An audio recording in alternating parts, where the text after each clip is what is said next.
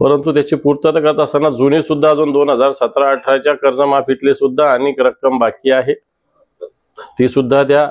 तर बिलकुल असं जर 80 वर्ष जुनं मंदिर असेल त्याला धक्का लागता कामा नये।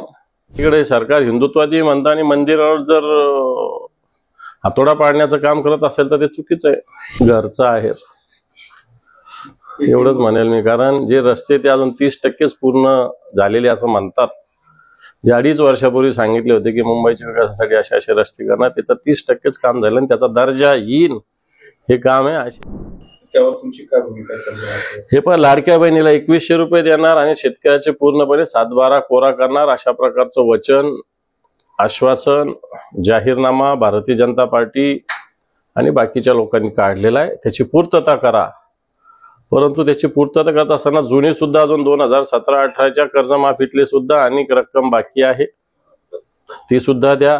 प्रोत्साहन अनुदान दिलं पाहिजे, या सुद्धा मागण्या निश्चित अधिवेशनात आम्ही करू। दादरच्या हनुमान मंदिराचा मुद्दा पेटलेला आहे, त्याबद्दल तुमची काय भूमिका आहे? तर बिलकुल असं जर 80 वर्ष जुनं मंदिर असेल त्याला धक्का लागता कामा नये। ही भूमिका शिवसेनेने घेतली, काल मान्य उद्धवजी ठाकरे साहेबांनी सांगितलेली। मला वाटतं या भूमिकेशी आम्ही सगळे ठाम राहू, कारण इकडे सरकार हिंदुत्ववादी म्हणता आणि मंदिरावर जर हातोडा पाडण्याचं काम करत असेल तर ते चुकीचं आहे। हॅलो,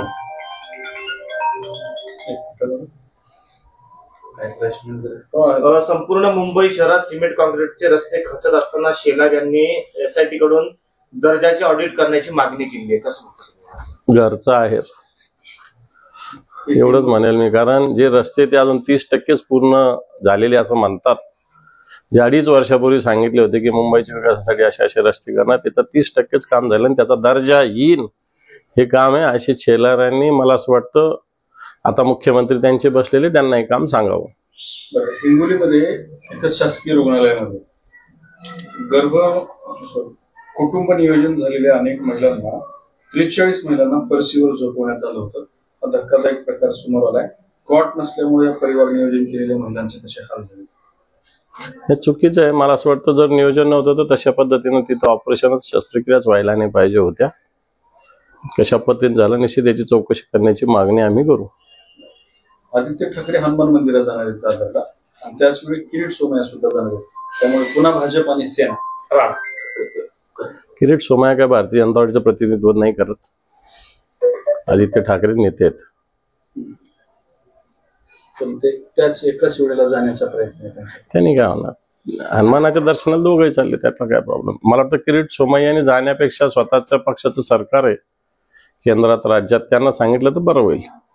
सर, सोयाबीन, मूग आणि उडीदाचा हमी भावाने खरेदी करण्यासाठी मुदत वाढ दिलेली आहे हा निर्णय घेतला आहे शासनाने। नुसता निर्णय घेतला आहे, खरेदी केंद्र कुठं चालू आहे त्याचं उत्तर द्यावं।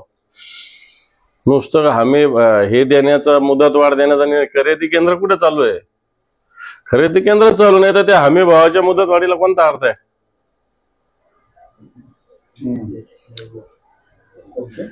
दादा, आपण पीक विमा 1 रुपयामध्ये भरला जातो, मात्र तो पीक विमा भरण्यामध्ये शेतकऱ्यांमध्ये उत्साह दिसून येत नाही। जवळपास संभाजीनगर जिल्ह्या एकट्यामध्ये 1.25 लाख शेतकऱ्यांनी पीक विमा भरला नाही गत वर्षी, मिळतच नाही, त्यामुळे शेतकरी उत्साहित नाही।